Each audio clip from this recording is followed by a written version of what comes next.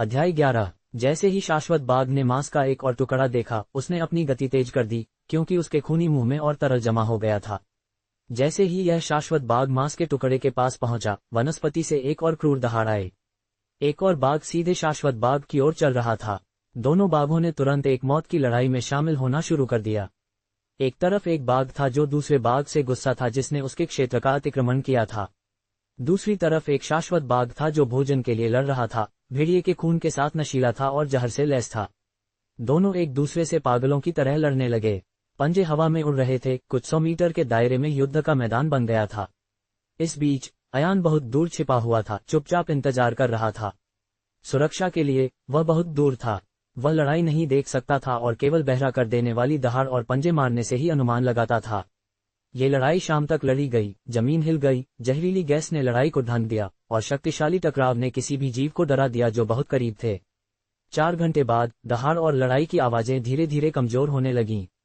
दो बाघों की लड़ाई में भारी चोट थी, लेकिन काले भेड़िए के खून और शाश्वत बाघ के जहर के प्रभाव के मिश्रण के तहत परिणाम स्पष्ट था। शाश्वत बाघ मर गया। अयान, जो पास में छिपा हुआ था, ने कुछ घंटों तक इंतजार किया। अंधेरा होने के बाद जहर पूरी तरह से वाष्पित हो गया था। वह अपनी छिपने की जगह से बाहर भागा और लड़ाई के मैदान की ओर भागा। धरती खुद बाघ के खून से हरी चमक रही थी, लेकिन खुले में एक पूरी तरह से टूटा हुआ मृत बाघ था। उसकी आंखें खुली हुई थीं, काटने और पंजे के निशानों से ढकी हुई थीं, और खून अभी भी बह रहा था। अयान ने जल्दबाजी में एक तैयार बोतल हटाई और बाघ के खून से भरने के लिए दौड़ा। उसने बोतल के बाद बोतल भरी। बाघ के खून की बोतल में बहुत औषधीय मूल्य था। यह एक ठीक उच्च अंत रक्तलाल सामग्री थी, जिसकी कीमत 500 दैरवी सिक्के थी। बाघ का मूत्राशय कम से कम 1000 दैरवी सिक्कों का था, क्योंकि इसमें पौष्टिक गुण थे। यह एक कृषक की खेती की गति को बढ़ा सकता था। इसके अलावा बाघ का आध्यात्मिक कोर उन सभी का सबसे प्रतिष्ठित हिस्सा था। हालांकि इसका उपयोग केवल एक बार किया जा सकता था। अगर निगल लिया जाता है तो ये सीधे एक व्यक्ति की खेती के चरण को बढ़ा सकता है। कीमत कम से कम 4000 दैरवी सिक्के थी। बाघ के अवशेषों को पूरी तरह से काटने के बाद उसने अपनी फसल को विशेष कपड़ों में सावधानी से लपेटा, ताकि वे खराब न हों। खत्म करने के बाद अयान सीधे नहीं गया। इसके बजाय वह मृत बाघ की मान की ओर चला गया। सीमा रहित खड्गकला। कृषकों के कुल 10 क्षेत्र थे, जो इस प्रकार थे: आत्मिक नवागंतुक शिष्य, आत्मिक मध्यवर्ती शिष्य, आत्मिक मूल शिष्य, आत्मिक आत्मा शिष्य, आत्मिक तारा शिष्य, आत्मिक स्वामी, आकाशीय आत्मिक स्वामी, आत्मिक सम्राट, आत्मिक संत और आत्मिक अमर। स्पष्ट रूप से आत्मिक नवागंतुक शिष्य 10 क्षेत्रों में से किसी भी अस्तित्व के प्रति सम्मानजनक थे। एक आत्मिक सम्राट के लिए उसे अपने से ऊपर के 5 क्षेत्रों को ही सम्मान देना होगा। हालांकि परिक्षेत्र के बाद के क्षेत्रों के बारे में यह अज्ञात था, क्योंकि किसी ने भी ऐसी शक्ति वाले किसी व्यक्ति को कभी नहीं देखा था। अयान के शरीर में एक अत्यंत दुर्लभ बीमारी थी, जिसे कई लोगों ने लाइलाज माना था। हालांकि अयान जानता है कि आत्मिक व्याघ्र के रक्त को आत्मिक व्याघ्र की मांद के अंदर एक विशेष जड़ी बूटी के साथ मिलाकर उसकी बीमारी का इलाज शुरू करने का सबसे आसान तरीका होगा। मृत शाश्वत व्याघ्र की मांद पर पहुंचने के बाद अयान ने तुरंत पीने के लिए एक मारक निकाला। फिर वह अंदर चला गया। मांद के अंदर आत्मिक जानवरों की बिखरी हुई हड्डियां थीं, लेकिन ये चिंताजनक नहीं था। परेशानी मांद की गहराई के अंदर अभी भी बची हुई हानिकारक गैसें थीं। हालांकि हानिकारक गैसें केंद्रित नहीं थीं, मांद की गहराई इसमें ढकी हुई थी। हर बार जब अयान हानिकारक गैसों को सांस लेने से चक्कर महसूस करता, तो वह अपने साथ लाया हुआ मारक पी लेता। फिर उसका सिर तुरंत साफ हो जाता। सावधानी से मांद में और गहराई तक चलने के बाद वह आखिरकार मांद के किनारे पर पहुंच गया। पहले जब वह एक शाश्वत व्याघ्र की तलाश कर रहा था, तो उसने विशेष रूप से एक नर बाघ को चुना, ताकि मांद के अंदर कोई शावक न हो। अन्यथा अयान को एक कठिन निर्णय लेना पड़ता। आत्मिक जानवर की बड़ी सफेद हड्डियों का एक ढेर अयान की दृष्टि में आया। हड्डियों के ढेर के बीच में एक मंत्रमुग्ध कर देने वाला काई जैसा हरा फूल था। भयंकर श्वेत पुष्प। यह कोई साधारण जड़ी बूटी नहीं थी, क्योंकि यह केवल एक आत्मिक व्याघ्र की मांद की स्थितियों में ही उगती थी। उगने के लिए फूल को आत्मिक जानवरों की हड्डियों और शाश्वत व्याघ्र द्वारा उत्सर्जित हानिकारक गैसों की आवश्यकता होगी। फूल का मौजूदा बाजार मूल्य कम से कम 3000 आत्मिक सिक्के था। अयान को फूल मिलने के बाद वह बहुत खुश हुआ। वह जल्दी से हड्डियों के पास गया, हड्डियों को एक तरफ धकेल दिया और फिर सावधानी से भयंकर श्वेत पुष्प को निकाला। भयंकर श्वेत पुष्प बहुत ही मंत्रमुग्ध कर देने वाला था। यह एक सफेद लिली की तरह था जो एक मीठी सुगंध से भरी हुई थी, लेकिन मीठी सुगंध जहरीली थी और इसे सांस नहीं लेना चाहिए। बेशक भयंकर श्वेत पुष्प को सीधे दवा के रूप में नहीं लिया जा सकता था, क्योंकि इसका मतलब निश्चित मृत्यु होगा। फूल को निगलने से पहले उसमें रहने वाले विषाक्त पदार्थों को धोने के लिए बाघ के रक्त का उपयोग करना बिल्कुल आवश्यक था। अन्यथा फूल सिर्फ एक और घातक जड़ी बूटी था। मांद के अंदर ये हानिकारक गैसों में ढका हुआ था, इसलिए दवा निगलने के लिए यह एक अच्छी जगह नहीं थी। अयान मुड़ा और मांद से बाहर निकलने के लिए चला गया। तभी सफेद हड्डियों के पास बाघ की मांद के कोने में किसी चीज ने अयान का ध्यान खींचा। एक कंकाल था जो ऐसा लग रहा था कि बहुत समय पहले मर चुका था। उसके कपड़े और सामान सभी गल चुके थे, हड्डियां सूखी थीं और उसका पैर भी टूटा हुआ था। लेकिन जिस चीज ने अयान का ध्यान खींचा वह कंकाल के हाथ में चर्मपत्र था। उसकी मृत्यु का कारण जरूरी नहीं कि शाश्वत व्याघ्र था। अयान जल्दी से कंकाल के पास गया और चर्मपत्र को हटाया। जैसे ही उसने चर्मपत्र खोला वह उस पर लिखे एक अजीब शिलालेख को देखकर हैरान रह गया। चर्मपत्र को संसाधित किया गया था और अजीब शिलालेख अभी भी चमकदार और जादुई लग रहा था, भले ही वह थोड़ा खराब हो गया था। यह क्या है? अयान ने चर्मपत्र पर दाईं और बाईं ओर देखा। चर्मपत्र पर शिलालेख पहचानने योग्य नहीं था, उसने इसे पहले कभी नहीं देखा था। कुछ पैटर्न अजगर तकनीक के शिलालेखों की तरह लग रहे थे, जबकि अन्य राक्षस तकनीक के शिलालेखों की तरह लग रहे थे। कुछ मिनटों तक इसे देखने के बाद अयान को अभी भी कोई सुराग नहीं मिला। कोई बात नहीं, मैं इसके बारे में सोचना नहीं चाहता। मैं इस मामले पर जीवन और मृत्यु की तरह नहीं रहूंगा। शायद मैं मुख्य शहर में कुछ लोगों से इसकी उत्पत्ति निर्धारित करने के लिए पूछ सकता हूँ। अयान के दिमाग में चर्मपत्र शायद एक अच्छा मुनाफा कमा सकता था, क्योंकि वह जल्दी से मान से बाहर निकल गया। जब उसे एक शांत जगह मिली तो उसने भयंकर श्वेत पुष्प को निकाला। भयंकर श्वेत पुष्प को निकालने के बाद इसे 1 घंटे में इस्तेमाल करना पड़ता था, अन्यथा फूल मुरझा जाएगा और गायब हो जाएगा। अब और देरी नहीं हुई। ऊपर से नीचे तक भयंकर श्वेत पुष्प को धोया गया। खून सूख गया क्योंकि यह फूल में रिस गया। फिर वह इसे निगल सकता था। भयंकर श्वेत पुष्प उसके पेट में चला गया। तुरंत अयान पालथी मारकर बैठ गया, क्योंकि फूल कुछ ही मिनटों में पच रहा था। भयंकर श्वेत पुष्प उसके शरीर को पीड़ित करने वाली बीमारी का इलाज करना शुरू कर दिया। उसके दिल की गति तेज हो गई। इतने लंबे समय तक पीड़ित रहने के बाद यह आखिरकार खत्म हो गया था। जैसे ही फूल काम कर रहा था उसका पेट गर्म होने लगा, हॉटर एंड हॉटर। ऐसा लगा जैसे किसी दूसरे ग्रह से कोई उसकी पेट के क्षेत्र में लकड़ी जलाने आया हो। यह नहीं रुका क्योंकि तापमान अयान के लिए लगातार बढ़ रहा था। ऐसा महसूस होने लगा जैसे यह पागलपन की हद तक जल रहा हो। अयान को लगा जैसे उसका पूरा शरीर भुना जा रहा हो और वह बहुत असहज था। दवा का प्रारंभिक प्रभाव। उसने अपनी आंखें बंद कर ली, अपने दांत पीस लिए क्योंकि उसने दर्द सहन किया, क्योंकि उसके गालों से पसीने की बड़ी बूंदें टपक रही थीं। वह भयंकर श्वेत पुष्प के वास्तविक प्रभावों को कभी नहीं जानता था। उसने केवल उन लोगों के वृतांत सुने थे जिन्होंने इसे पहले इस्तेमाल किया था। एक विशेषज्ञ को ढूंढना जिसने एक मरीज पर भयंकर श्वेत पुष्प का इस्तेमाल किया हो बहुत मुश्किल था। फिर भी नुस्खा काम करना चाहिए, इसलिए अयान ने गर्मी सहन की। उसकी हालत के लिए केवल एक आसान इलाज था, ये फूल। कोई दूसरा विकल्प नहीं था। वह सिर्फ एक छठवें चरण के कृषक का एक निम्न अस्तित्व नहीं बनना चाहता था। वह फिर से कुछ भी हासिल नहीं करना चाहता था। वह फिर से भ्रमित नहीं होना चाहता था। वह फिर से नीचा नहीं देखना चाहता था। वह किसी की भी रक्षा करने की शक्ति की कमी नहीं करना चाहता था, खासकर उन लोगों की जो उसके लिए महत्वपूर्ण थे। धड़ाम, उसके शरीर में कुछ फट गया लग रहा था। अयान की त्वचा बहुत लाल हो गई थी, जैसे एक लोहार की कार्यशाला में लाल गर्म लोहा। हालांकि वह अभी भी असहज था, उसने महसूस किया कि कुछ उसके शरीर से निकल गया था। एक परिचित भावना ने उसे खुशी और उत्तेजना महसूस कराए। अच्छा, बहुत अच्छा। विस्फोट के तुरंत बाद उसका शरीर अपनी मूल स्थिति में लौटने लगा। उसकी मूल स्थिति आत्मिक क्यूई को महसूस करने में अत्यंत कुशल थी। ये वह स्थिति थी जो उसके पास अब थी। अयान का दिल परमानंद में था क्योंकि फूल का प्रभाव जारी रहा, क्योंकि इसे निगल लिया गया था। लेकिन आत्मिक क्यूई भावना की रहस्यमय शक्ति नहीं रुकी। अभूतपूर्व वृद्धि उसके पूर्व स्व से आगे भी जारी रही। क्या हो रहा था अयान नहीं जानता था। फिर भी उसने दृढ़ता से सहन किया, जबकि उसका शरीर एक बड़े स्टोव की तरह महसूस हुआ, बहुत गर्म और उसे असहज कर रहा था। उसकी सांस लेना मुश्किल होने लगा और उसके शरीर में सब कुछ अब उसके नियंत्रण में नहीं था। क्या गलत था? अयान ने अचानक अपनी आंखें खोलीं, गहरी सांस ली, लेकिन उसके शरीर पर अजीब लक्षण नहीं रुके, इसके बजाय वे तेज हो गए। इस दवा का प्रभाव उसके शरीर को नियंत्रित कर रहा था। प्रभाव उसके शरीर में तेजी से फैल रहा था। अयान का शरीर एक टाइम बम की तरह महसूस होने लगा। जब तक कि गर्मी एक निश्चित स्तर तक नहीं पहुंच जाती, उसे लगा कि वह फट जाएगा। वाह! तभी एक अजीब आवाज आई। फिर झुलसाने वाली भावना अचानक गायब हो गई और सफेद भयंकर पुष्प पूरी तरह से विघटित हो गया। दवा का पिछला प्रभाव अयान के शरीर पर कोई निशान नहीं छोड़ता था, जिसने उसके आंतरिक शरीर को ठंडी हवाओं से बदल दिया था। अयान ने अपनी आंखें खोलीं। उसके दिल में वह अभी भी हैरान था। ये बस ऐसे ही खत्म हो गया। उसने लापरवाही से अपनी आंखें बंद कर लीं और अपने शरीर में वापस आने वाली आत्मिक क्यूई को महसूस करना शुरू कर दिया। हालांकि वह परिणाम से हैरान था। अपने शरीर की आत्मिक क्यूई को महसूस करने से वह दवा से अपनी प्रतिभा पर सीधे प्रभाव का मूल्यांकन करने में सक्षम था। साधारण लोग अपनी आत्मिक क्यूई का केवल लगभग 1% महसूस करेंगे, जबकि शुरुआती खेती के लोग लगभग 3% महसूस कर सकते हैं। यदि कोई 5% महसूस करता है तो उस व्यक्ति को आमतौर पर एक प्रतिभाशाली माना जाता है।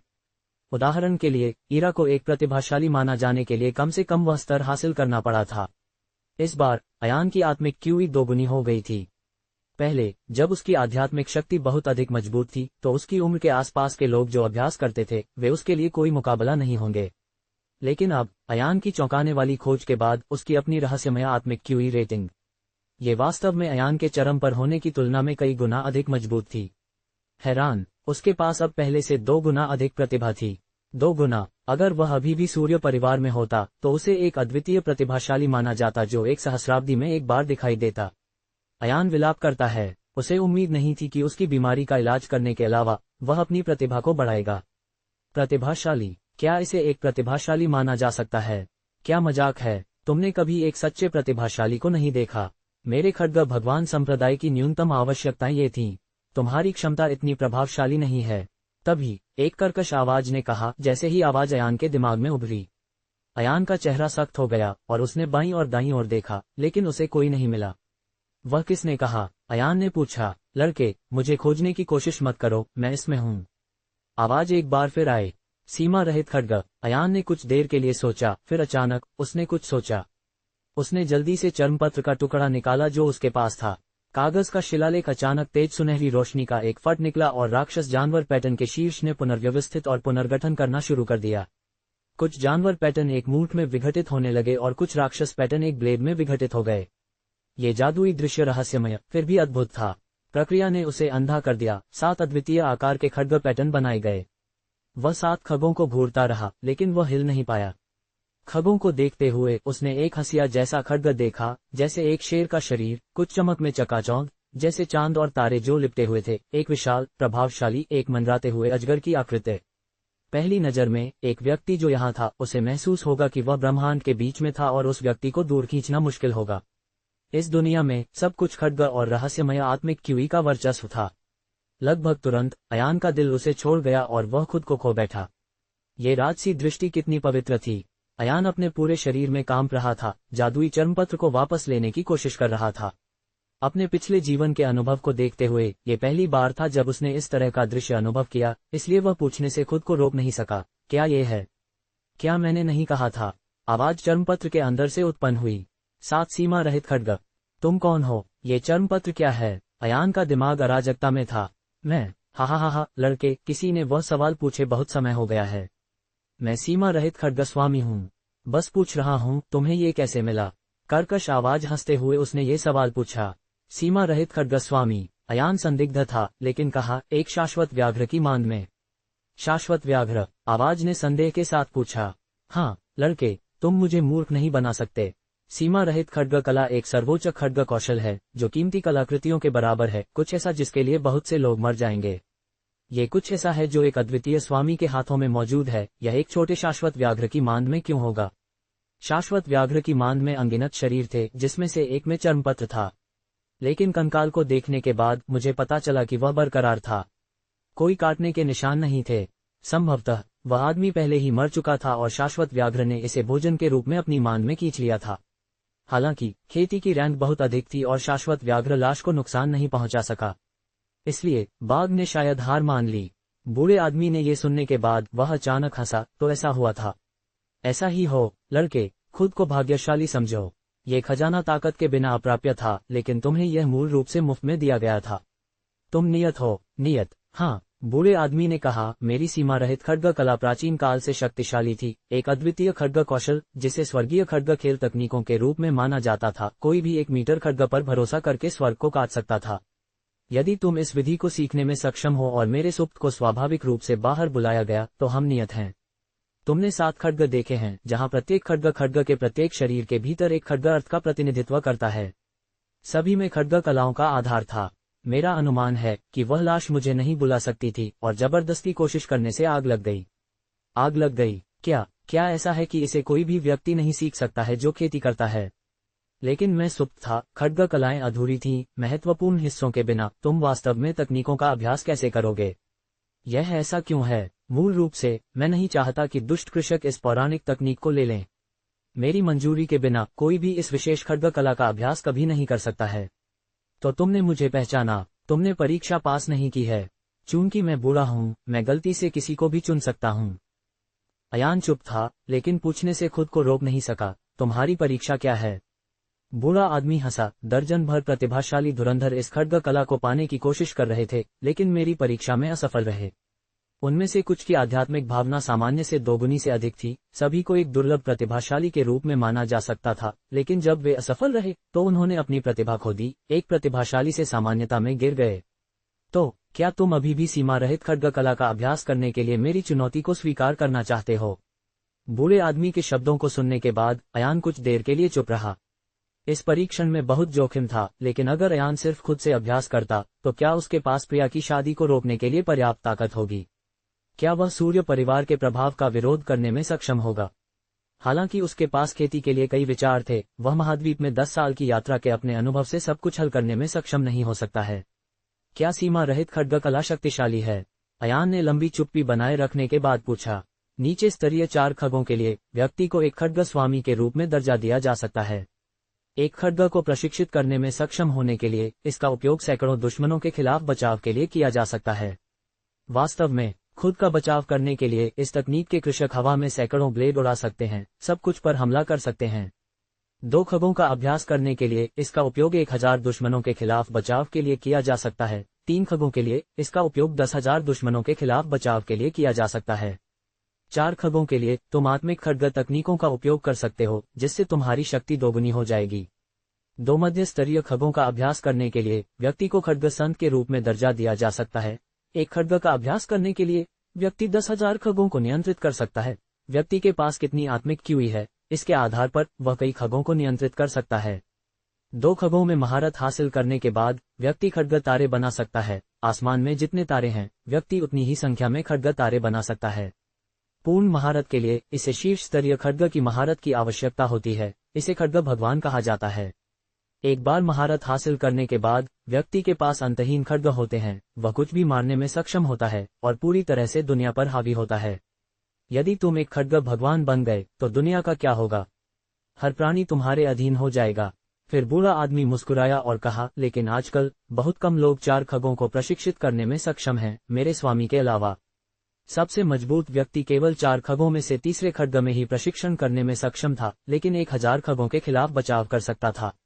जबकि खगों की जोड़ी के लिए यह मेरी सीमा रहित खड्ग कला में भी एक किंवदंती नहीं है।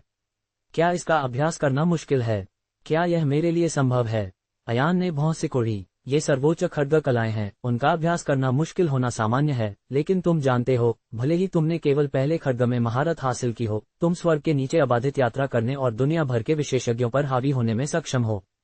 4 हाथों का विरोध करने के लिए 2 मुट्ठियां मुश्किल हैं। 4 हाथ केवल 4 खड्ग पकड़ सकते हैं। 100 खगों के बारे में तो कहो ही मत। यदि तुम्हारा दुश्मन 100 उड़ने वाले खगों का उपयोग कर सकता है तो क्या परिणाम होगा? बुजुर्ग के शब्दों ने अयान के दिमाग में हजारों विचारों को उकसाया। अयान के दिमाग में भव्य दृश्य में हजारों खड्ग थे जो 10,000 विशेषज्ञों को मार रहे थे। ये सभी अयान द्वारा नियंत्रित थे। उसका पूरा शरीर खून से ढका हुआ था, लेकिन उसे एक उंगली उठाने की जरूरत नहीं थी। वास्तव में दुनिया की मार्शल आर्ट कई अंतहीन संभावनाएं प्रदान करती थीं। उसने कभी भी 10,000 उड़ने वाले खगों को नियंत्रित करने वाले किसी व्यक्ति के बारे में नहीं सुना था, लेकिन ये स्वामी दुर्लभ थे, बहुत दुर्लभ थे। इनमें से अधिकांश विशेषज्ञ बाहरी दुनिया की परवाह नहीं करते थे, लेकिन इस प्रकार की ताकत के लिए यहाँ तक कि 10 मिलियन सैनिक ने भी कभी इसके बारे में नहीं सुना था। 3 साल बाद मैं शायद गहन आकाश संप्रदाय को नीचे लाने या सूर्य परिवार की घटनाओं को रोकने में सक्षम नहीं हो सकता। मुझे सीमा रहित खड्ग कला सीखने की कोशिश करनी होगी।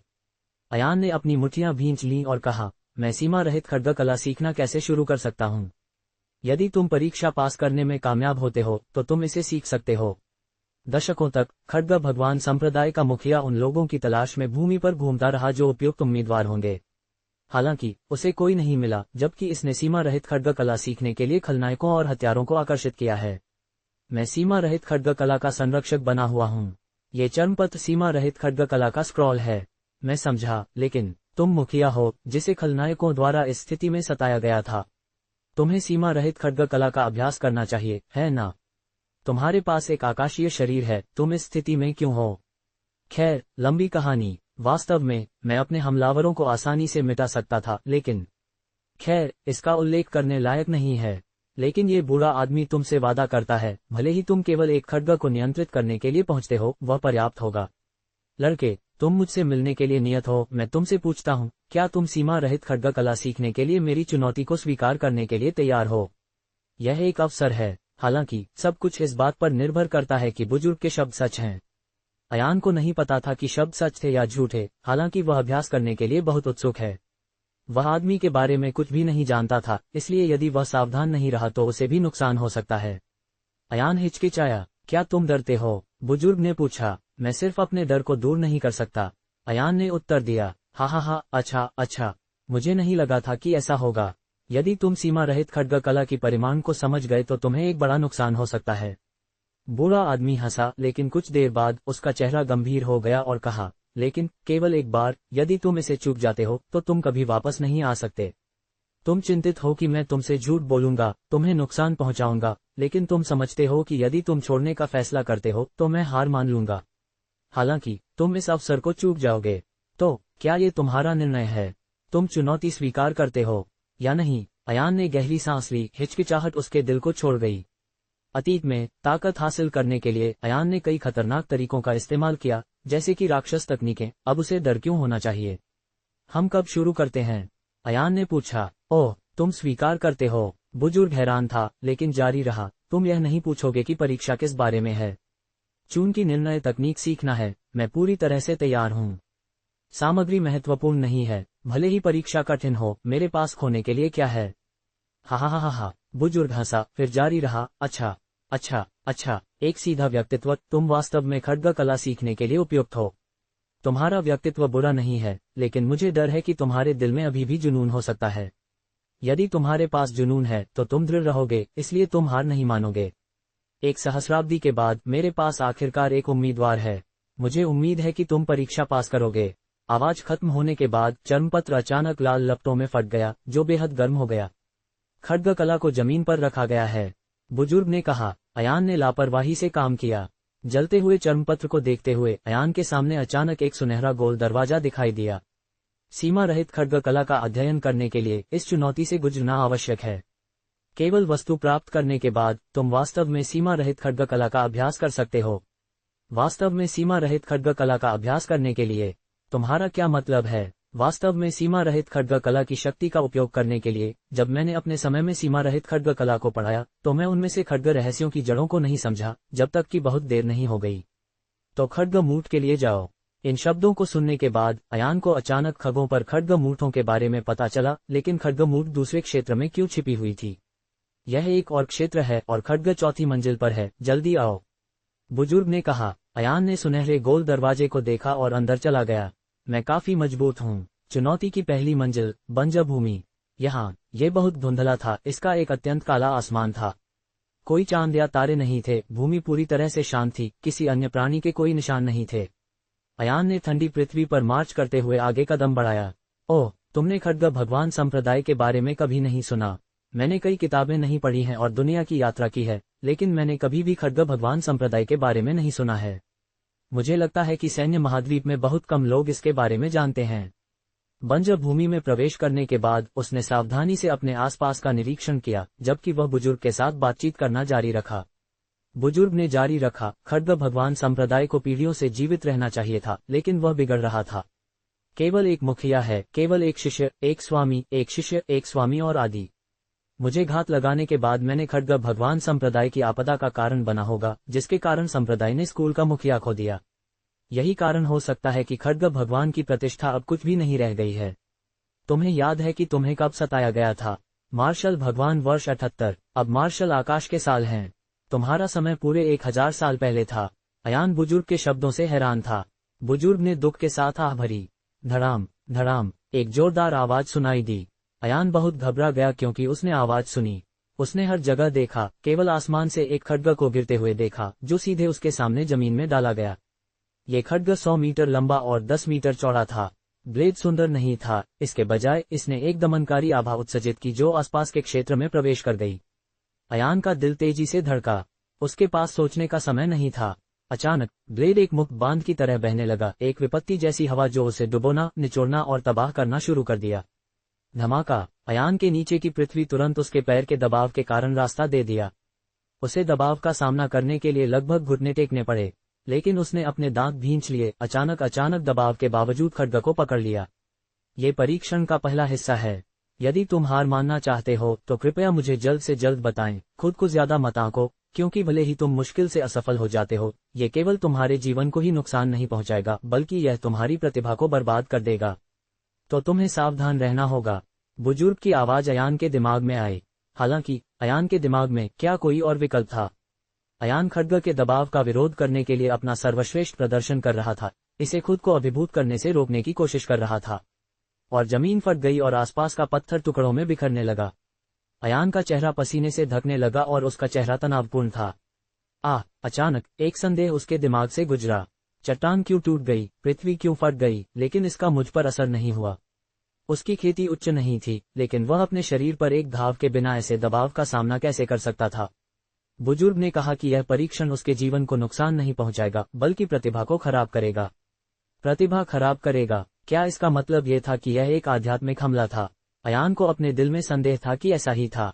एक आध्यात्मिक हमले के साथ प्रतिस्पर्धा करने के लिए तो उसे खड्ग के दबाव को सहन करने में मदद करने के लिए एक ध्यान तकनीक का उपयोग करने में सक्षम होना चाहिए। फिर अयान ने गहरी सांस ली, अपनी आंखें बंद कर ली और अपनी यादों में तकनीकों का उपयोग करके ध्यान करना शुरू कर दिया। निश्चित रूप से एक मानसिक तकनीक के साथ खड्ग के दबाव को सहन करना बहुत आसान हो गया। खड्ग का दबाव उसके शरीर से कुछ ही देर बाद गायब हो गया। क्रैक क्रैक, चकनाचूर। उस पल खड्ग कई टुकड़ों में टूट गया और काले आसमान में बिखरने लगा। बस इतना ही, बुजुर्ग ने हैरान आवाज में कहा। ये परत पूर्वजों की भावना से बनी है। अगर तुम्हारी भावना पर्याप्त मजबूत नहीं होती तो तुम इस परीक्षा को कभी पास नहीं कर पाते। ये साबित करता है कि मेरी भावना काफी मजबूत है। खुद को ज्यादा मत आंको। जल्दी से बोलो, बच्चे, तुमने किस विधि का इस्तेमाल किया? बुजुर्ग बहुत रुचि रखता था। एक आध्यात्मिक तकनीक जिसे कहा जाता है अमूर्त हृदय पर विपरीत आकाश ध्यान। आध्यात्मिक तकनीकों का उपयोग करना। मैं यह नहीं कह रहा हूं कि यह अनुमति नहीं है, लेकिन ये आध्यात्मिक तकनीकें तुम्हें हमेशा के लिए सुरक्षित नहीं रखेंगी। कोई भी मजबूत आत्मा सिर्फ आध्यात्मिक तकनीकों का सामना करने में असमर्थ नहीं है। तुम इतने सरल नहीं हो, बच्चे। दूसरी परत, हिमनदी भूमि। हर जगह बर्फ थी। यह आर्कटिक या अंटार्कटिक जैसे ठंडे स्थानों की तरह था। अयान ने आगे कदम बढ़ाया, अपने सामने खड्ग के आकार के बर्फ के डंठलों के कई स्टैंडों का दौरा करने के लिए। अचानक एक जोरदार हवा की आवाज थी। बर्फ के टुकड़ों का एक झोंका। अयान कांप रहा था और ठंड का सामना करने के लिए अपने दांत भींच रहा था। ठंड हड्डियों तक ठंडी हो गई, यहाँ तक कि उसका खून भी लगभग जम गया था। दूसरी परत पहली परत के परीक्षण से अलग है, तुम्हें ध्यान देना चाहिए। बुजुर्ग की आवाज फिर से आई। वास्तव में यह अलग था। यह एक आत्मा का हमला नहीं था, क्योंकि अयान ने पहले ही देखा था कि उसके हाथ बैंगनी थे और उसके पैर जम गए थे। पर्यावरण का प्रभाव पहले से ही उसके शरीर पर काम कर रहा था। इसमें कोई चाल नहीं थी। यह इच्छाशक्ति और दृढ़ता का परीक्षण करना था। अपने दिमाग को स्थापित करने के साथ अयान ने अपने दांत भींच लिए, सभी दर्द को सहन किया और बर्फ के टुकड़ों के चिल्लाते हुए झोंकों का सामना किया। शुरू में बर्फ का तूफान एक हवा की तरह था। ये केवल ठंडा था, लेकिन ये कोई बड़ी बात नहीं थी। लेकिन जैसे जैसे समय बीतता गया, बर्फ का तूफान और अधिक शक्तिशाली होता गया। ये और अधिक भयानक होने लगा। यह पागलपन की हद तक बहने लगा, जैसे एक विशाल हाथ अयान के खिलाफ धकेल रहा हो। अयान ने अपनी स्थिति को स्थिर किया। उसने बल के साथ बल का मुकाबला किया और उसका आध्यात्मिक आंतरिक मूल शांति पर रहा। वह एक कदम भी पीछे नहीं गिरेगा। बर्फ का तूफान एक बार फिर मजबूत हुआ। इस बार ये सिर्फ धक्का नहीं दे रहा था, लेकिन ये खतरनाक हो गया था, जैसे अनगिनत जानवर के पंजे अयान को टुकड़ों में फाड़ रहे थे। अयान की दहाड़ उसे सहारा देती हुई लग रही थी। उसका शरीर घावों से ढका हुआ था और ऐसा लग रहा था कि वह अपनी सीमा तक पहुंच गया है। हालांकि उसके पीछे हटने का कोई इरादा नहीं था। अच्छा, पर्याप्त दृढ़ता। तुम्हें पकड़े रहना होगा। यदि तुम इस परीक्षा को पास नहीं करते हो तो तुम्हें मेरी खड्ग कला सीखने की अनुमति नहीं दी जाएगी। मेरे लिए ऐसा मत करो, अपने लिए करो। तुम्हें पकड़े रहना होगा, बुजुर्ग चिल्लाया। हालांकि बुजुर्ग ने एक दर्जन प्रतिभाशाली का अनुभव किया था, उन्होंने उसे अयान की तरह चकित नहीं किया। पहली बार बुजुर्ग ने अयान को देखा, ऐसा लगा कि सीमा रहित खड्गकला आखिरकार इस महाद्वीप में फिर से दिखाई देगी। वह अपने हाथों से उस मौके को नष्ट नहीं करना चाहता था। अयान परीक्षा पास करने के लिए बुजुर्ग से भी ज्यादा उत्सुक था। बर्फ का तूफान एक बार फिर मजबूत हुआ, लेकिन इस पल में अयान अपनी सीमा को पार कर चुका था। वह मुश्किल से अपने दिमाग में टिका हुआ था। उसके दिमाग में केवल एक ही विचार बचा था, इससे आगे बढ़ना। उसने खुद को बेतहाशा सहारा देने के लिए सभी विकर्षणों को छोड़ दिया। आखिरकार बर्फ का तूफान उसे आधा कदम भी वापस नहीं धकेल सका। वह रुक गया। सब कुछ एक बार फिर सन्नाटे में लौट आया। बधाई हो बच्चे, तुमने सफलतापूर्वक दूसरी परीक्षा पास कर ली, बुजुर्ग ने खुशी से चिल्लाया। मैं सफल हो जाऊंगा। अयान ने सांस छोड़ी। उसकी आवाज कमजोर थी, लेकिन उसका स्वर दृढ़ था। अयान जानता था कि वह कमजोर था, वह बहुत कुछ नहीं कर सकता था, लेकिन अगर उसने ऐसा करने का फैसला किया, वह ऐसा करने के लिए लड़ेगा। इसे सीधे शब्दों में कहें तो वह अति आत्मविश्वास था, लेकिन उसके लिए इसका मतलब था कि वह प्रतिबद्ध था, वह हार नहीं मानेगा। बुजुर्ग ने सहमति में सिर हिलाया और कुछ नहीं कहा। एक पीला दरवाजा दिखाई दिया। अयान अंदर गया और तीसरी परत पर पहुंचा। तीसरी परत सिंदूरी लावा झील। सन्नाटा था। ये ठंडा नहीं था, बल्कि बेहद गर्म था। हर जगह मैग्मा था। बुदबुदाती गर्म गैस बेतरतीब ढंग से फटती हुई लग रही थी। ऐसा लगा जैसे भूमि लोगों को जिंदा भून सकती है। लेकिन ये जगह खास थी। अयान से केवल 10 मीटर दूर एक लाल गर्म खड्ग था। यह मैग्मा के अंदर फंसा हुआ था, लेकिन कोई रास्ता नहीं था। खड्ग लावा से घिरा हुआ था। ब्लेड अपने चारों ओर एक झुलसाने वाली आग का प्रदर्शन कर रहा था, जैसे एक अजगर खड्ग के चारों ओर लपेट रहा हो। खड्ग के पीछे 10 मीटर चौथी परीक्षा की ओर जाने वाला दरवाजा था। दरवाजे के सामने खड़े होकर एक सफेद बालों वाला नौजवान था। तुम इस परीक्षण को पास करके सीमा रहित खड्ग कला सीखना चाहते हो? नौजवान चिल्लाया। तुम कौन हो? अयान ने सवाल किया। ये सीमा रहित खड्ग कला की पैतृक विरासत है, उसके पीछे खजाना पड़ा है, बुजुर्ग ने उत्साहित होकर कहा। यदि तुम सीमा रहित खड्ग कला चाहते हो तो तुम्हें परीक्षण के तीसरे स्तर को पूरा करना होगा, लाल सूर्य खड्ग को हटाना। फिर तुम्हें चौथी मंजिल पर मेरे खिलाफ जीतना होगा। मैं तुम्हें चौथी मंजिल पर मिलूंगा। फिर आदमी की छवि गायब हो गई। अयान ने ये सुनने के बाद उसने भान सिकोड़ ली। जिस जगह पर वह वर्तमान में था वह 10 मीटर से अधिक दूर नहीं था, लेकिन कूदना मुश्किल था। खड्ग का हैंडल बीच में था, इसलिए उतरना बहुत मुश्किल होगा। कोई पैर रखने की जगह नहीं थी। वह क्या कर सकता था? ये तीसरी परत है। परीक्षण अब सहनशक्ति, कठोरता के बारे में नहीं है, बल्कि यह परीक्षण करने के लिए है कि क्या खड्ग और दिमाग एक हो सकते हैं और क्या तुम्हारी आंखें पर्याप्त तेज हैं।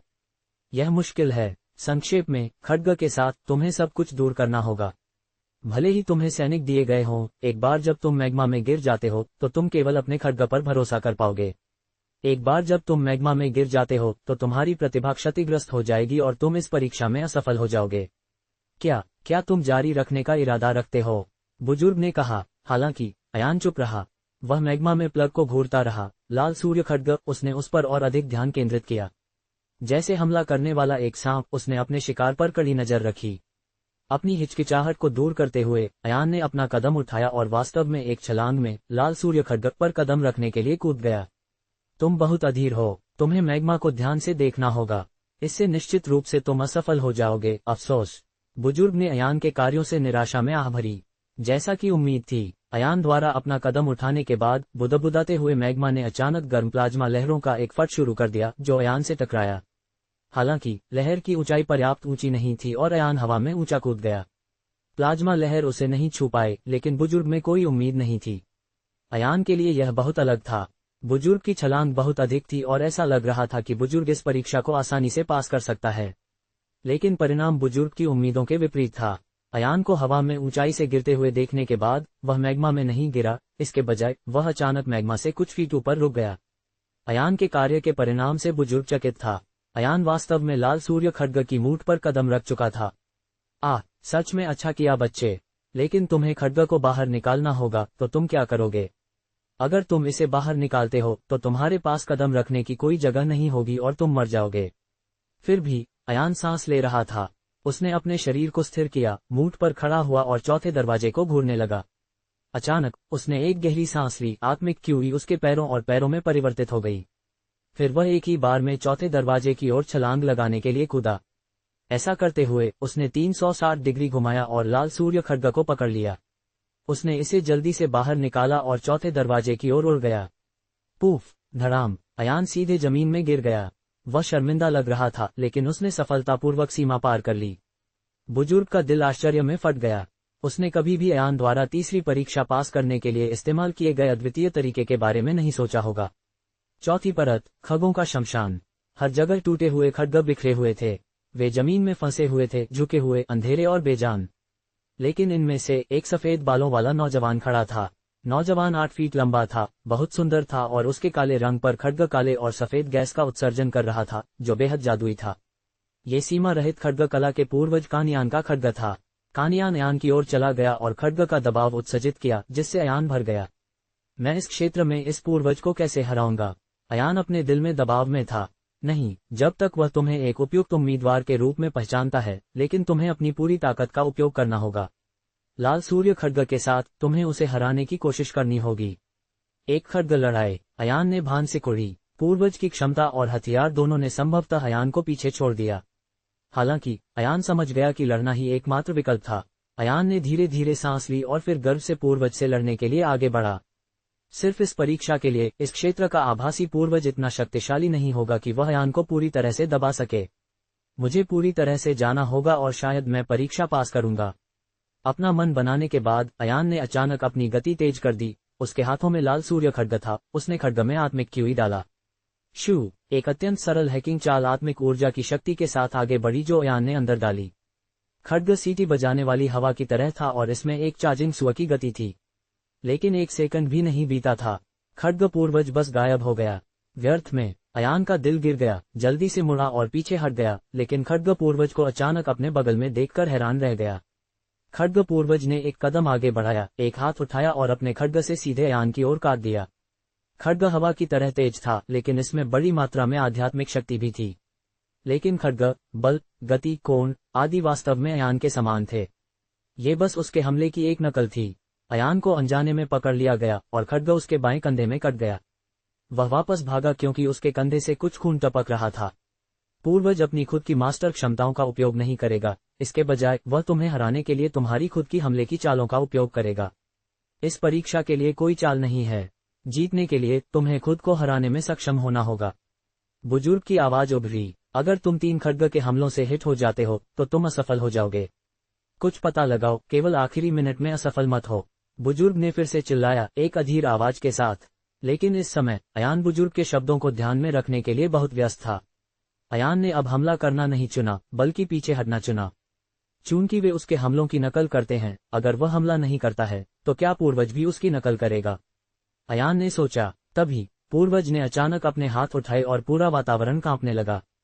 पूर्वज ने जिस आभा का प्रदर्शन करना शुरू किया वह भव्य था। लड़के, पीछे हटने और समय में देरी करने की कोशिश मत करो, क्योंकि एक बार जब तुम हमला करना छोड़ देते हो तो पूर्वज सीमा रहित खड्ग कला से अपनी खुद की चाल को अंजाम देगा। अगर वह इसे अंजाम देने में कामयाब होता है तो तुम भाग नहीं पाओगे और निश्चित रूप से हार जाओगे। बुजुर्ग ने अयान के कार्यों को बहुत जल्दी समझ लिया। अयान का दिल कुछ मिनटों के लिए कस गया, फिर जल्दी से अपनी चिंताओं को दूर कर दिया। अचानक उसने एक चाल चली और एक बार फिर पूर्वज पर सीधे हमला करने के लिए दौड़ पड़ा। चूंकि पूर्वज लगभग अयान के हमले से हिट हो गया था, वह फिर से गायब हो गया और एक बार फिर अयान के हमले को दोहराने के लिए एक अनुकूल स्थिति में दिखाई दिया। लेकिन इस बार अयान अचानक बगल में चला गया और अपनी ब्लेड को सीधे पूर्वज पर घुमाया, आभासी छवि को छेद दिया। श्वा, खड्ग टूट गया। क्या? बुजुर्ग हैरान था। पूर्वज हमेशा आगामी हमले में गायब हो जाएगा और चालों और हमलों की नकल करने के लिए दिखाई देगा। वह हमेशा वास्तविक हमले की नकल करेगा, इसलिए ये हमला करने का मेरा एकमात्र मौका है। लेकिन मुझे एक अवसर कैसे मिलेगा? बहुत सरल, मैं जानबूझकर एक दोष बनाऊंगा और जब वह नकल करेगा तो मैं उसे हिट करने के लिए इस दोष के खिलाफ हमले करूंगा। अयान के खड्ग ने आभासी छवि को छेदने के बाद उसने गंभीरता से कहा, अगर पूर्वज ने अपनी पूरी शक्ति का इस्तेमाल किया होता तो वह पूर्वज को नहीं हरा पाता, लेकिन वह खुद को हरा सकता था। अच्छा, हाँ, बहुत अच्छा बच्चा, बुरा आदमी वास्तव में तुमसे मिलने के लिए नियत था। ये वास्तव में भाग्यशाली है कि तुमने इतनी जल्दी उसकी कमजोरी का पता लगा लिया। सच में महान। बुजुर्ग ने लगभग तालियां बजाईं।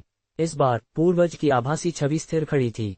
उसने हमला नहीं किया, लेकिन बस अयान और बुजुर्ग के सामने खड़ा था। हालांकि तुम्हारे पास कोई खड्ग नहीं है, तुम एक खड्ग चलाते समय ज्ञान का उपयोग करते हो। तुम शांत और सख्त रहने में सक्षम हो। ये दुर्लभ है, इसलिए तुम सीमा रहित खड्ग कला सीखने के लिए उपयुक्त हो। तुम मेरी परीक्षा से हो चुके हो, नौजवान। फिर आभासी छवि बिखर गई और एक पतला ग्रे और सफेद खड्ग मूठ जमीन पर गिर गया। अयान जल्दी से उसकी ओर चला गया और उसे उठा लिया। हा, अच्छा, महान। अयान बच्चे, तुम मुझे बार बार आश्चर्यचकित करते रहते हो। तुम्हें खड्ग पूर्वज द्वारा पहचाना जाता है, तो तुम खड्ग भगवान संप्रदाय के नए मुखिया हो। खड्ग भगवान संप्रदाय का पुनरुद्धार तुम्हारे कंधों पर आ जाता है।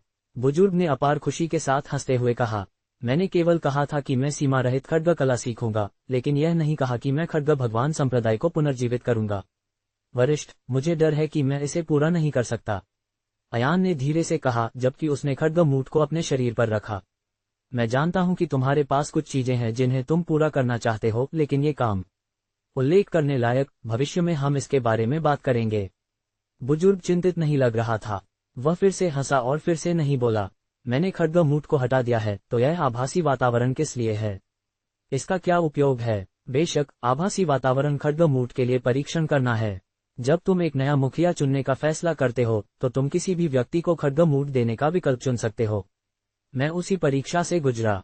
मैं पहले इसका अर्थ नहीं समझा था, लेकिन अब मुझे समझ में आता है। क्या? अयान ने पूछा। इसे मत भूलना, बुजुर्ग ने उत्तर दिया। इसे मत भूलना, अयान भ्रमित था। हाँ, इसे मत भूलना, क्योंकि यह आभासी वातावरण सीमा रहित खड्ग कला के लिए मौलिक है। अगर मैं यहाँ नहीं आता, तो मैं पहले खड्ग मूठ कैसे पा सकता था?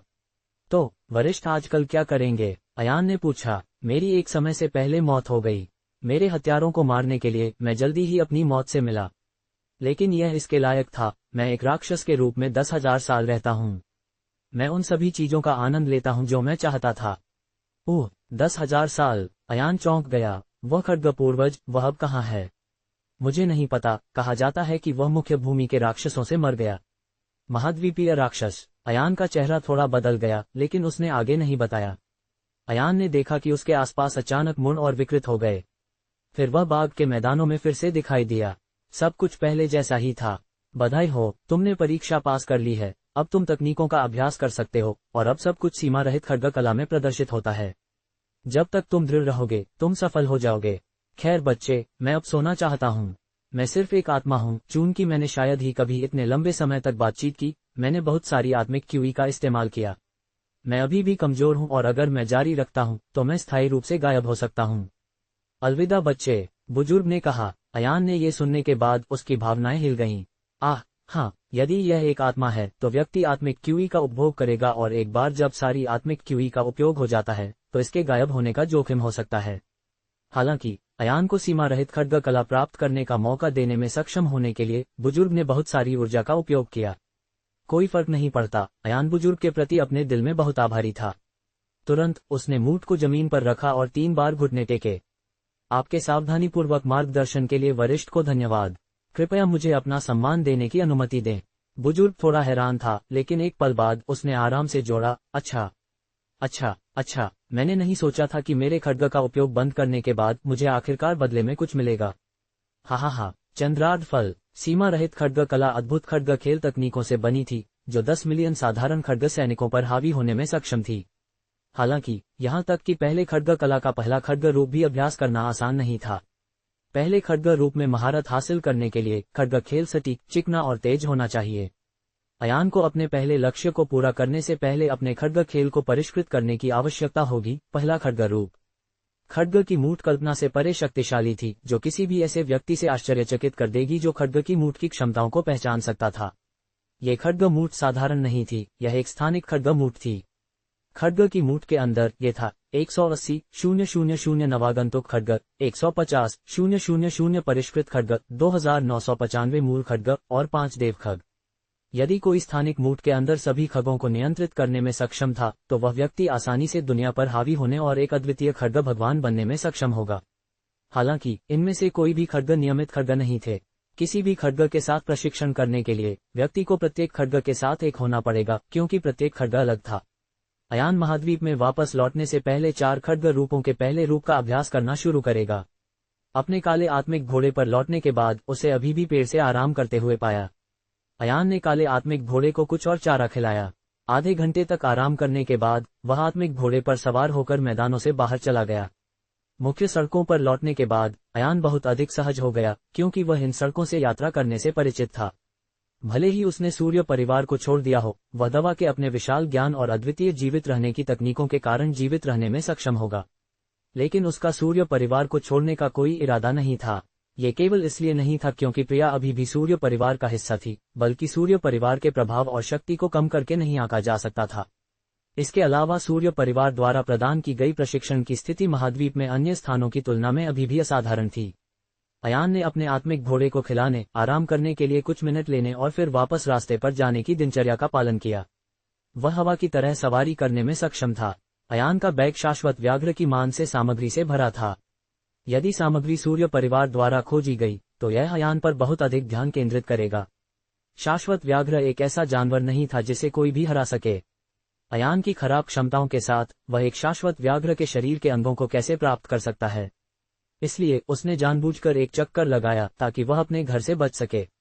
इसके बजाय वह सूर्य परिवार के डोमेन के बाहरी इलाके में एक छोटे से शहर में गया, दर्पण सरोवर नगर। दर्पण सरोवर नगर एक प्रसिद्ध शहर था। अपने दर्शनीय स्थलों के साथ ये सूर्य परिवार और अमरखड्ग संप्रदाय स्कूलों के पास था, इसलिए ये राक्षसी जानवरों से प्रभावित नहीं था। बहुत से लोग यहाँ खेलने और आराम करने के लिए आए थे, इसलिए यह बहुत जीवंत था। शहर के मेयर को लोगों द्वारा चुना गया था, जो सैन्य महाद्वीप में आम था। फिर भी कई शहर थे जिन्हें नहीं चुना गया था, लेकिन ये शहर अन्य बलों और संप्रदायों के अधिकार क्षेत्र में थे ताकि उन्हें बाहरी बलों द्वारा अधिग्रहित नहीं किया जाएगा। दर्पण सरोवर नगर शहर में स्थित अमरखड्ग संप्रदाय गुट पर निर्भर था। हर साल हर घर को अमरखड्ग संप्रदाय को कर का पैसा देना पड़ता था, लेकिन संप्रदाय स्वार्थी नहीं था। कर का पैसा अधिक नहीं था, लेकिन यह आवश्यक था। जब भी दर्पण सरोवर नगर खतरे में होता तो अमरखड्ग संप्रदाय खतरों को खत्म करने में मदद करेगा। शहर के लोगों के दिलों में अमरखड्ग संप्रदाय एक संत था और कर के पैसे का हकदार था। कभी कभी अमरखड्ग संप्रदाय सामान या भोजन खरीदने के लिए पैसे के साथ कुछ शिष्यों को भेजेगा, लेकिन शहर के लोगों ने कभी भी उनसे शुल्क नहीं लिया। काला घोड़ा शहर में आ गया और अयान सीधे शहर के केंद्र में सबसे बड़े नीलामी स्थान पर गया। दर्पण सरोवर नगर बहुत विकसित था। इसमें मुख्य भूमि के अंदर कई प्रसिद्ध विशेष बल थे। महाद्वीप की सबसे प्रसिद्ध हथियार की दुकान, 100 मार्शल हथियार, सबसे बड़ी दवा श्रृंखला, फूल हृदय घाटी दवा भंडार और सबसे बड़ा नीलामी केंद्र आकाश सूर्य नीलामी। यह अयान का गंतव्य था। नीति यह है कि यह हर मेहमान की जानकारी को सख्ती से गोपनीय रखता है, चाहे मेहमानों का सामान कितना भी कीमती क्यों न हो। ये खतरनाक था। शाश्वत व्याघ्र के शरीर के अंग असाधारण थे। एक बार जब इसने ध्यान आकर्षित किया तो परेशानी होगी। आकाश सूर्य नीलामी दर्पण सरोवर नगर के केंद्र में थी, लोगों की एक निरंतर धारा के साथ एक प्रमुख स्थान, जहां अमरखड्ग संप्रदाय के कई युवा शिष्य रहते थे। आकाश सूर्य नीलामी में एक छोटी सी दुकान थी। अंदर एक काउंटर था जहां एक महिला परिचारक लगातार इंतजार कर रही थी। अयान उस रिसेप्शनिस्ट की ओर चला गया जो सुबह से ही यहां इंतजार कर रही थी। मैं आपकी क्या मदद कर सकती हूँ? मीठी मुस्कुराती हुई कर्मचारी ने पूछा। अयान ने शाश्वत व्याघ्र के शरीर के अंगों को बाहर निकालना शुरू कर दिया और उन्हें काउंटर पर रख दिया। आत्मिक कोर्स स्तर के बाघ के उत्पाद, एक हृदय, एक जोड़ी आंखें, 4 सेट पंजे, एक बाघ की खाल। सेवा कर्मचारी धैर्यपूर्वक गिनती कर रही थी और बिल्कुल भी हैरान नहीं लग रही थी। वह बस अपना काम कर रही थी। हालांकि पूर्ण शक्ति के मामले में शाश्वत व्याघ्र अयान के लिए बहुत शक्तिशाली था। फिर भी ये पहली बार नहीं था जब उसने इन्हें देखा था, लेकिन वह अपने दिल में अयान की ताकत से थोड़ी हैरान थी। शाश्वत व्याघ्र के अंगों को प्राप्त करना बहुत मुश्किल था। क्या आप इन वस्तुओं को सीधे नीलामी में जोड़ना चाहते हैं ताकि ये देखा जा सके कि यह बिकती है या इसे कम कीमत पर तुरंत बेचती है? सेवाकर्मी ने मीठा पूछा। इसे अब आत्मिक सिक्कों में बदल दो। अयान, जो अब बेसहारा था, उसे पैसे की तत्काल आवश्यकता थी, इसलिए उसके पास बर्बाद करने का समय नहीं था। कोई बात नहीं, कृपया प्रतीक्षा करें। सेवाकर्मी ने सामग्री के लिए एक मूल्य सूची निकाली और बाग मैदानों के लिए स्तंभों को ध्यान से खोजा। जिस पृष्ठ पर शाश्वत व्याघ्र थे, उसे खोजने के बाद उसने आत्मिक सिक्कों की गणना करने के लिए कीमतों की गणना करना शुरू कर दिया जो अयान को मिलेगा। जल्द ही गणना समाप्त हो गई। आपको कुल 9416 आत्मिक सिक्के मिलते हैं। क्या ये कीमत संतोषजनक है? सेवाकर्मी ने पूछा। हाँ, मेरा मानना है कि नीलामी में 10,000 मिल सकते हैं, लेकिन मेरे पास समय नहीं है।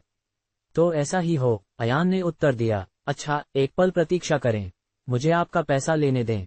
इसके बाद सेवाकर्मी ने एक आत्मिक मुद्रा कार्ड निकाला और उसे अयान को सौंप दिया।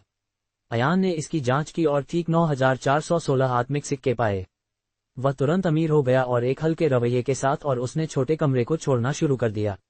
लेकिन जैसे ही वह जाने की तैयारी कर रहा था, जिस छोटे से मंडप में वह था, उससे जुड़े बड़े मंडप में जोरदार शोर हुआ। इसने अयान का ध्यान आकर्षित किया।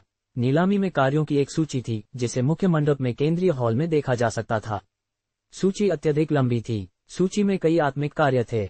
आकाश सूर्य नीलामी घर में बहुत से लोग सामान खरीदने के लिए नहीं थे। वे यहाँ सिर्फ सामग्री प्राप्त करने के लिए कार्य देने के लिए थे। यह अत्यंत सामान्य था और सभी कार्य इस सूची में सूचीबद्ध थे।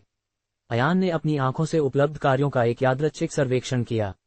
अचानक उसकी आंखें एक परिचित नाम को देखकर चमक गईं। चंद्रार्ध फल। यह एक ऐसा तरीका था जिससे खेती को बढ़ाया जा सकता था। ये चंद्रार्ध घाटी में स्थित था, लेकिन ये बहुत दुर्लभ था। घाटी में ये भी बेहद खतरनाक था। कई आत्मिक विशेषज्ञ घाटी में प्रवेश करने के बाद अजीब तरह से गायब हो गए। ये बताया गया कि वे सभी शक्तिशाली आत्मिक जानवरों के मुंह से मर गए। ये वस्तु बहुत उच्च स्तर की थी, जिसकी कीमत 60,000 आत्मिक सिक्के तक थी।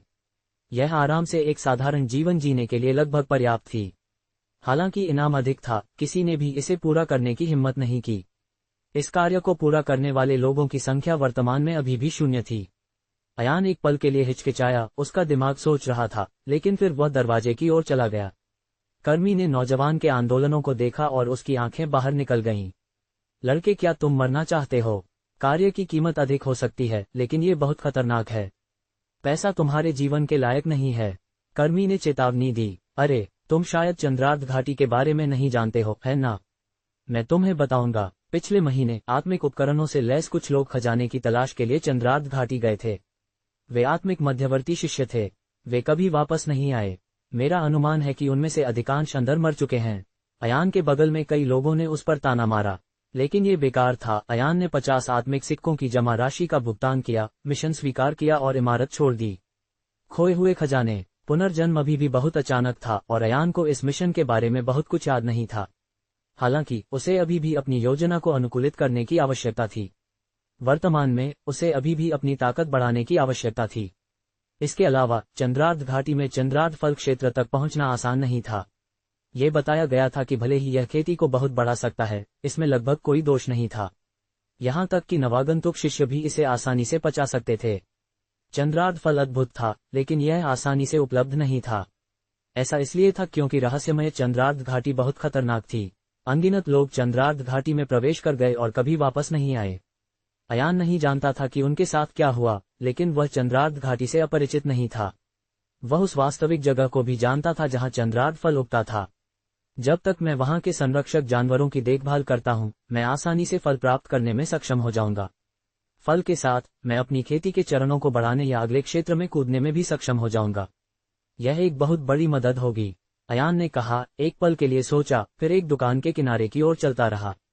दुकानदार, मुझे गू जानवर त्वचा पाउडर की 2 बोतलें दो। अयान ने सीधे दुकानदार से बात की। दुकानदार ने जवाब दिया, आदरणीय ग्राहक, मैं उन्हें तुरंत आपके लिए ले आऊंगा। दुकानदार ने जोर से चिल्लाया और सामान तैयार करने के लिए चला गया। गू जानवर त्वचा पाउडर उच्च स्तर के जानवरों से था। अधिकांश जानवर चरण एक आत्मिक बाघों और यहां तक कि चरण 2 आत्मिक जानवरों से भी अधिक मजबूत थे। इसलिए ये दर्पण सरोवर नगर में बहुत मूल्यवान थे, इसलिए कुछ ही बेचे गए थे। ज्यादातर ये अमर खड्ग संप्रदाय के शिष्यों को बेचे गए थे। बेशक उच्च स्तर की आत्मिक जानवर सामग्री जो आसमान छू रही थी, उनकी त्वचा से केवल थोड़ा पिसा हुआ पाउडर ही निकल सकता था। अयान को 2000 आत्मिक सिक्के देने पड़े। बड़े आत्मिक पाउडर की 1 बोतल, तेजी से उपचार मरहम के 3 बक्से, 1 चोरी ताबीज, 1 बोतल छलावरण पाउडर और 1 निम्न स्तर की स्थानिक अंगूठी। अयान ने उन वस्तुओं को चिल्लाया जिनकी उसे एक एक करके आवश्यकता थी। कोषाध्यक्ष जल्द ही तैयार था और उसे भुगतान किया गया था। अयान के पास केवल 3354 आत्मिक सिक्के बचे थे। ये वस्तुएं आसानी से आकाश सूर्य नीलामी घर में पाई जा सकती थीं, लेकिन निम्न स्तर की वस्तुओं के लिए एक छोटी दुकान अधिक लागत प्रभावी थी।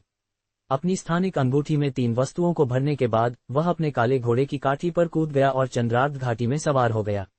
दर्पण सरोवर नगर चंद्रार्ध घाटी झील से काफी दूर था। आत्मिक घोड़े की सवारी गंतव्य तक पहुंचने के लिए लगभग आधे दिन तक चली। बेशक चंद्रार्ध घाटी का सबसे महत्वपूर्ण खजाना चंद्रार्ध फल नहीं था, ये राजसी खजाना था, स्वर्गीय क्रिस्टल। स्वर्गीय क्रिस्टल कुछ ऐसा था जिसके बारे में बहुत से लोग नहीं जानते थे, लेकिन खजानों की अफवाहें बहुत भयंकर थीं। हालांकि अयान का मुख्य लक्ष्य कुछ चंद्रार्ध फल खोजना था। अगर वह आकाश हाथ का निशान पा सकता है और इसे प्राप्त कर सकता है, तो ये साहसिक कार्य अनगिनत लाभ लाएगा।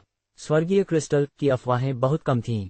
इसका ग्रेड अज्ञात था। अगर यह चीज उसके करीब थी जो कहा जाता था, तो सूर्य परिवार की पेंस्टेकिंग खोज उचित होगी। हालांकि उन्होंने कई दिनों तक खोज की और कभी कुछ नहीं मिला, यहां तक कि कृषक भी लगभग मर गए। 1.5 दिन बाद अयान सुचारू रूप से घाटी के मुंह तक यात्रा कर गया। घाटी के अंदर लश वनस्पति और पक्षियों और जानवरों की आवाजें थीं। अयान नीचे उतरा, छलावरण पाउडर हटा दिया, इसे अपने कपड़ों पर समान रूप से फैलाया और गर्भ से प्रवेश किया। छलावरण पाउडर ने अयान की गंध को घाटी के माध्यम से यात्रा करने से रोका, जिससे उसे कई आत्मिक जानवरों से बचने की अनुमति मिली। बेशक उच्च स्तर के जानवरों पर पाउडर का प्रभाव वास्तव में स्पष्ट नहीं होगा। अयान पानी के पास के रास्ते पर चला गया। चंद्रार्ध घाटी के रास्ते का पालन करते हुए वह जल्द ही एक 5 कांटे वाले रास्ते पर रुक गया। उसने सबसे दाहिने वाले को चुना और एक खुले क्षेत्र में आगे बढ़ा। खुले क्षेत्र में बहुत सारी वनस्पति थी, फिर भी सीधे इसके बीच में एक विशाल पेड़ था, जिसकी ऊंचाई लगभग 20 मीटर थी, जिसमें फलती फूलती शाखाएं और उग्र लाल पत्तियां थीं। यदि कोई दूरी से देख रहा था, यदि हवा चल रही थी, तो ऐसा लगेगा कि आग जल रही है। पेड़ के ऊपर एक मुट्ठी के आकार का फल लटका हुआ था। ये चंद्रार्ध फल था। पेड़ पर केवल एक फल था। एक बार इसे चुना गया तो पेड़ कुछ दिनों में मुरझा जाएगा और एक और फल काटने के लिए 100 और साल की आवश्यकता होगी। हालांकि चंद्रार्ध फल को पुनः प्राप्त करना आसान नहीं था। ऐसा इसलिए था क्योंकि एक पुखराज ज्वाला जानवर आमतौर पर चंद्रार्ध फल पेड़ के आसपास होता था। पुखराज ज्वाला जानवर भी पके फल को निगलना चाहता था, जो इसे जानवरों के एक उच्च क्रम में आगे बढ़ने की अनुमति देगा। पुखराज ज्वाला स्वामी। चंद्रार्ध फल प्राप्त करने के लिए आपको शायद पुखराज ज्वाला जानवर से मेल खाने वाली आत्मिक शक्ति होनी चाहिए, लेकिन यह आमतौर पर मामला नहीं था, इसलिए बहुत से लोग पुखराज ज्वाला जानवर द्वारा खाए गए थे। अयान की आंखें चंद्रार्ध फल पर टिकी हुई थीं। उसने तुरंत गू जानवर त्वचा पाउडर लिया और उसे हवा में फेंक दिया। हवा में पाउडर के बाद यह हवा से जल्दी फैल गया था। कुछ सेकंड बाद दहाड़, एक मेनेसिंग दहाड़ ने सन्नाटे को छेद दिया। जमीन अयान के क्षेत्र से दूर भारी ट्रम्पिंग ध्वनियों के रूप में हिलने लगी। कई कमजोर आत्मिक जानवर इस क्षेत्र से भाग गए। एक भयंकर जानवर की छाया को क्षेत्र से दूर जाते हुए देखा गया। सभी जीवित चीजों की तरह पुखराज ज्वाला जानवरों के कई प्राकृतिक दुश्मन थे। हालांकि गू जानवर त्वचा पाउडर बनाने के लिए इस्तेमाल किया जाने वाला आत्मिक जानवर पुखराज ज्वाला जानवर के मुख्य शिकारियों में से एक था, उन प्राणियों में से एक जिससे वह डरता था। पुखराज ज्वाला जानवर चला गया। हालांकि यह डर से जल्दी से भाग गया। एक बार जब गू जानवर त्वचा पाउडर बिखर गया तो पुखराज ज्वाला जानवर जल्दी से वापस आ जाएगा। समय समाप्त हो रहा था। अयान ने संकोच नहीं किया। वह जल्दी से पेड़ पर चढ़ गया और सावधानी से चंद्रार्ध फल को चुना। चंद्रार्ध फल की सुगंध स्पष्ट थी। इसने एक रसदार सुगंध को बाहर निकाला, जिससे अयान प्रत्याशा में अपनी लार निगल गया। फिर भी वह पेड़ से नीचे कूद गया और जल्दी से चला गया। चुने जाने के 1 घंटे के भीतर चंद्रार्ध फल सबसे अधिक लाभ देगा। अयान ने जल्दी से एक सुरक्षित जगह पाए और एक बड़ा टुकड़ा लिया। इसे खाने के बाद अयान की छाती तुरंत गर्म होने लगी, जैसे कि उसकी छाती में आग लग गई हो। तुरंत वह पालथी मारकर बैठ गया और ध्यान करना शुरू कर दिया। उसके पूरे शरीर में एक रहस्यमय आध्यात्मिक वातावरण अचानक उभरा। अयान हिल गया और जल्दी से सत्यापित किया कि क्या हुआ था। वह अपने स्वयं के आध्यात्मिक स्तर की शक्ति को एक चरण में कूदता हुआ पाकर हैरान था।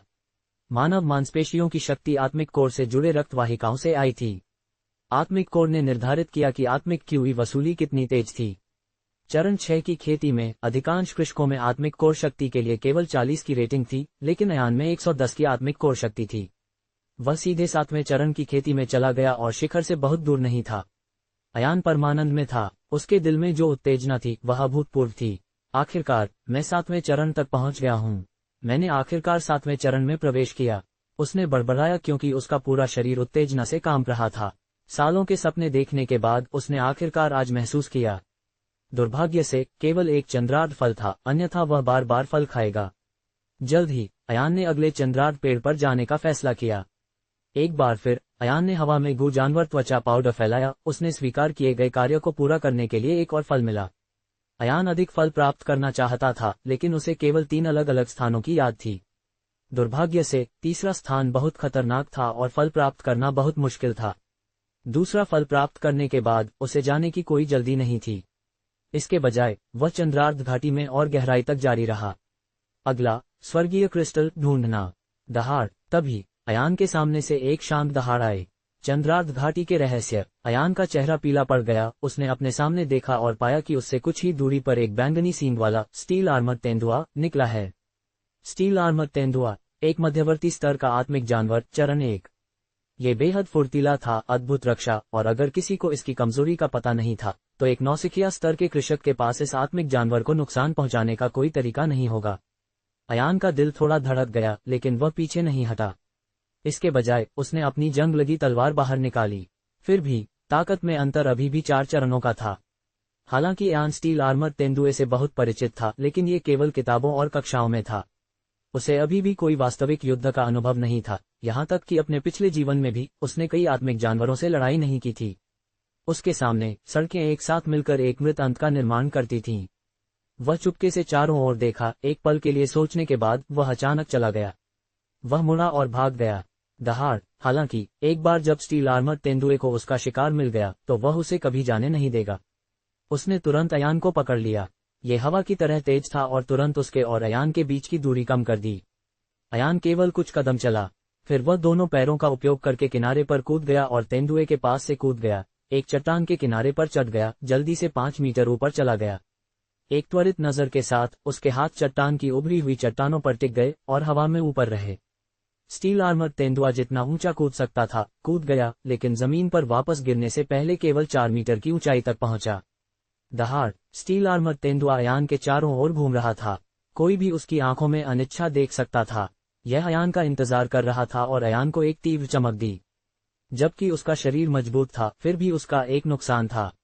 उसका शरीर अभी भी बहुत भारी था, इसलिए हालांकि यह जमीन पर बहुत तेज यात्रा कर सकता था, लेकिन उसके लिए बहुत ऊंचा कूदना मुश्किल था। हालांकि स्टील आर्मर तेंदुए ने हार नहीं मानी। फिर वह धीरे धीरे पीछे हटने लगा, जबकि अयान को ध्यान से घूर रहा था। उसकी पिछली टांगें तनी हुई थीं, फिर से कूदने के लिए तैयार थीं। स्थिति को देखते हुए स्टील आर्मर तेंदुआ अयान को पकड़ने के लिए पूरी कोशिश करने के लिए तैयार था। उसका विचार छलांग लगाने और अयान को चट्टान से फाड़ने के लिए एक दौड़ शुरू करने का लग रहा था। समय सार में था। अयान ने दौड़ते हुए स्टील आर्मर तेंदुए को घूर कर देखा। उसका शरीर तनाव में था और उसने अपनी जंग लगी तलवार को कसकर पकड़ लिया। उसने स्टील आर्मर तेंदुए के माथे पर ध्यान केंद्रित करने के लिए अपनी आंखें सिकुड़ीं। वहां माथे पर एक दरार थी जिसका रंग गहरा पीला था, जो उसके शरीर को ढके हुए कवच से थोड़ा अलग था। ये स्टील आर्मर तेंदुए की कमजोरी थी, उसकी रक्षा में एक छेद। दौड़ के दौरान स्टील आर्मर तेंदुआ गति प्राप्त करने और अपने मुंह को बंद रखने पर ध्यान केंद्रित करेगा। जब ऊंचाई तक पहुंच जाएगा तो स्टील आर्मर तेंदुआ अपना मुंह खोल देगा।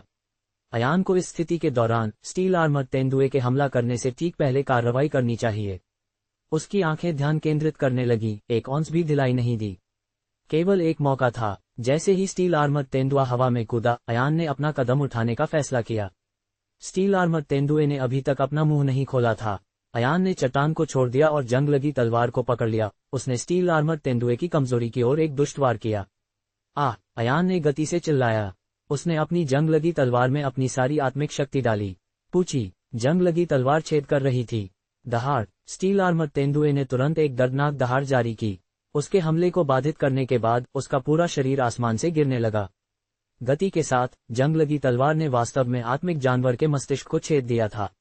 स्टील आर्मर तेंदुआ जीवित नहीं रहने वाला था, लेकिन मध्यवर्ती स्तर में पहले चरण का एक आत्मिक जानवर अभी भी नौसिखिया क्षेत्र अयान में था, उससे अधिक मजबूत था।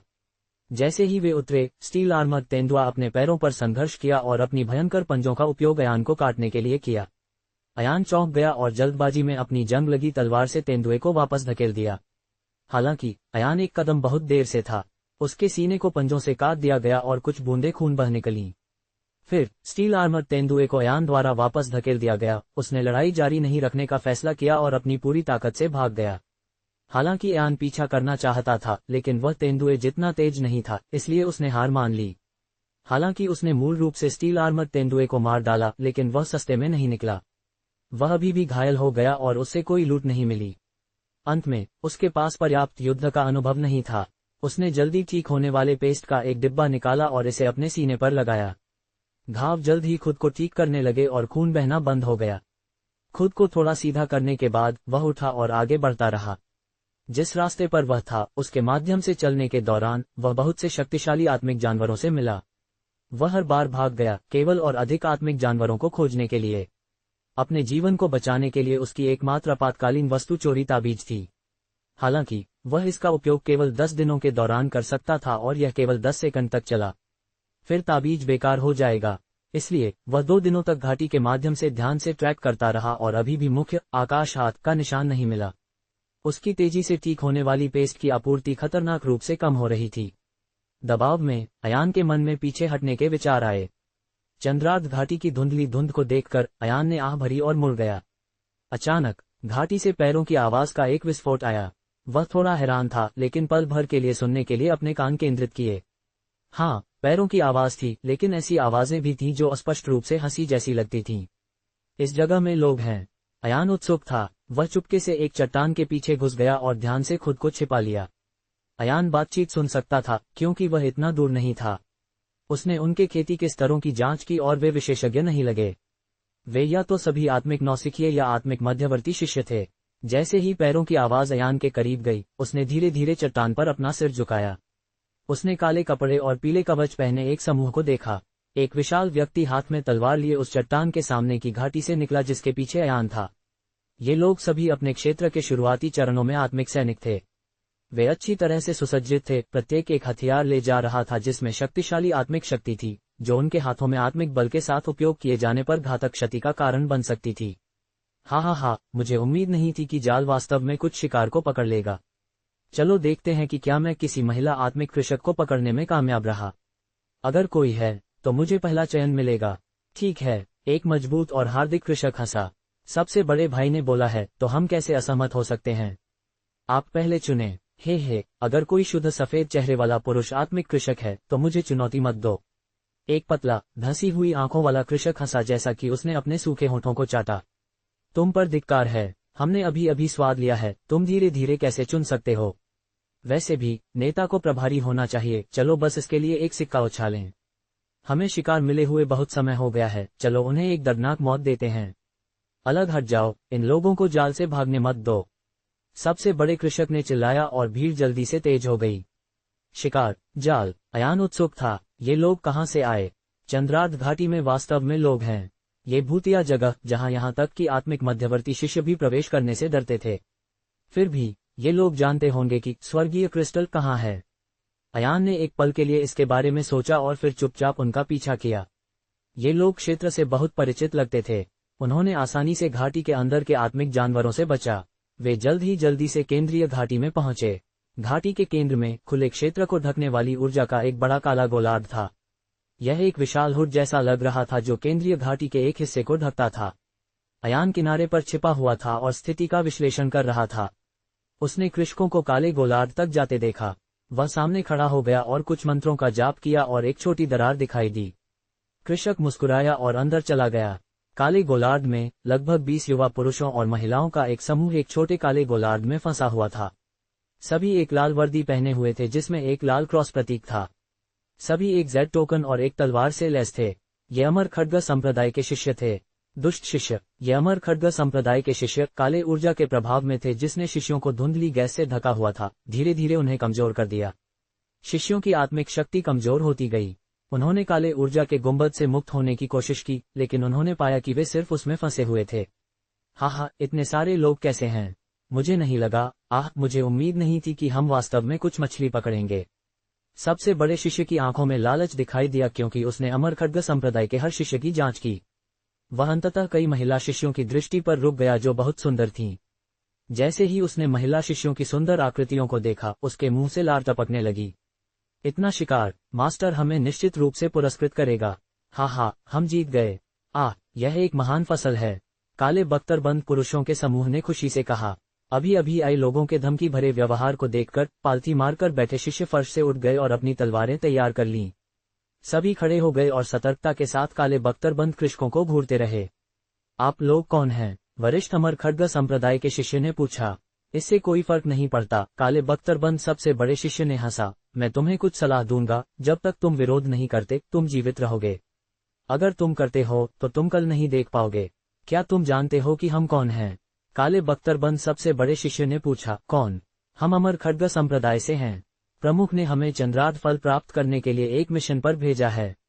यदि तुम हमें छूने की हिम्मत करते हो तो तुम निश्चित रूप से हमारे अमर खड्ग संप्रदाय के आत्मिक ऋषि द्वारा मारे जाओगे। वरिष्ठ शिष्य के बोलने शुरू होने का इंतजार किए बिना वरिष्ठ के पास एक शिष्य ने घमंड से कहा। लेकिन अगले ही पल एक काला बाघ का ब्लेड तुरंत युवा शिष्य की ओर गोली मार दी और तुरंत उसे आधा काट दिया।